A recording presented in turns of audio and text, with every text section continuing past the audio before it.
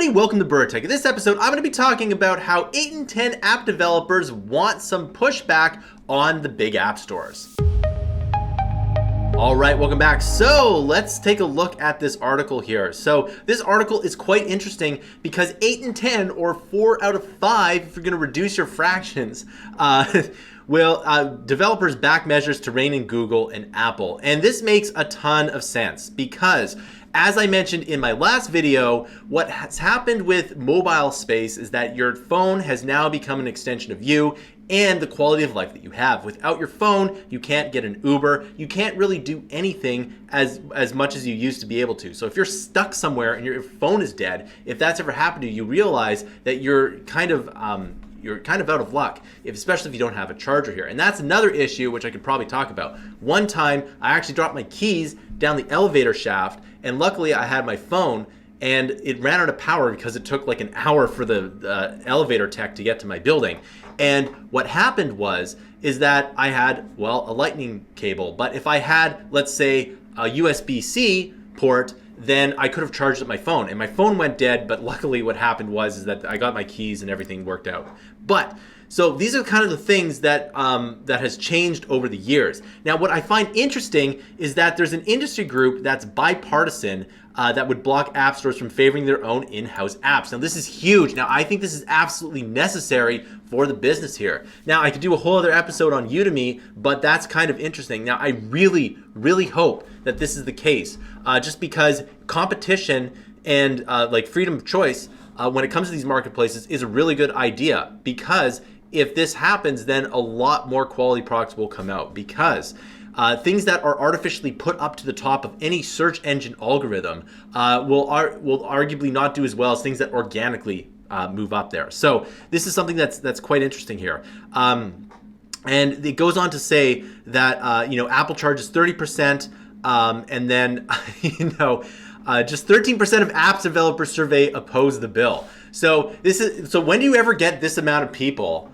That's what, 87%. When do you ever get 87% of people agreeing on something, right? From all different, walks of life. Rarely do you ever get that happening. So this is something that is probably going to happen. I'm glad that there's bipartisan support, and I really like it when these bipartisan things get pushed through, because, focusing on things that people can agree on and getting that done, a lot more progress happens than focusing on things that you don't agree on, right? Of course, disagreeing is a part of life, but at the same time, though, this is something that I think is really good.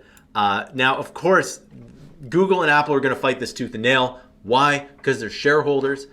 They have to be accountable to their shareholders, and they're a publicly traded company, right? But there's a lot more things that they could be doing. If they do this, they'll probably see a little less profits. Let's be honest, that's probably going to happen. But the quality for the consumers is going to be better. And the thing is that are monopolies good, right? And we know from history that they're not good.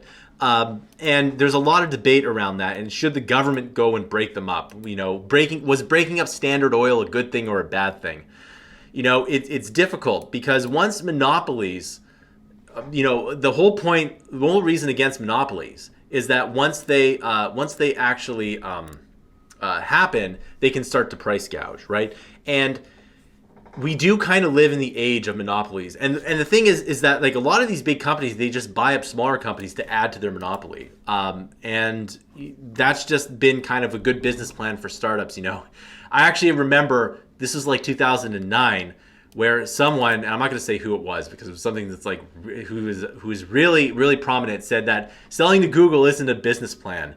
But looking back, it actually kind of was a good business plan, because all they've done is they've just accumulated more and more startups here. And, one of these days, I could even sell my business to one of these big companies, right? And so, it's good for the startup world. And of course, that's why VCs invest in startups, because they know they have all the connections to make it work, right? That's the whole thing about this. And so what is going to happen? I actually don't know whether or not this will get passed here, but it looks like the writing is on the wall for Apple's iOS store. It might be a little more open in the future. Now, one thing that nobody ever talks about when it comes to this topic is farm equipment, John Deere. Now, we can all complain about our phones being locked up or developers not getting their fair share, but farmers have it way worse. You know, if you want to, you know, imagine taking, it's a pain to take your phone to an Apple store, but it's even a bigger pain to take your very big John Deere tractor to the John Deere shop, right? That's a lot of work. Have you ever been on a highway and you see some farmer with their farm equipment? It's so annoying as a motorist, but it's even more annoying for the farmer itself, right? So the DRM rights management and right to repair goes way beyond just the phones. It goes beyond to other equipment as well.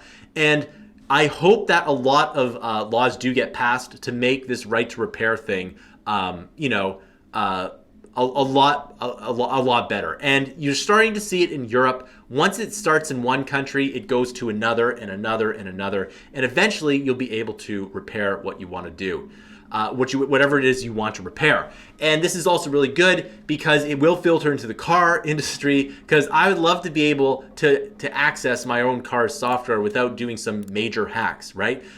Tesla, you can update your software like your phone, but if you don't have a Tesla and you have an older car, you can't do that. And that should be something that I'd really like to see, because I would like to have software updates, connected my car from my Wi-Fi. I don't want to have to bring it into the shop just to get a software update, which is what I have to do with my vehicle, which I don't really like here. So in conclusion, this is going to be interesting to see here, and it's no wonder that this has a huge amount of support from a lot of people here, right? So I want to know your comments down below. How does this affect you? Please write in your comments. We don't get enough comments on this channel, so please write a comment in the comment section. It really does help us out. Please like and subscribe. Thanks for watching, and I'll see you in another video.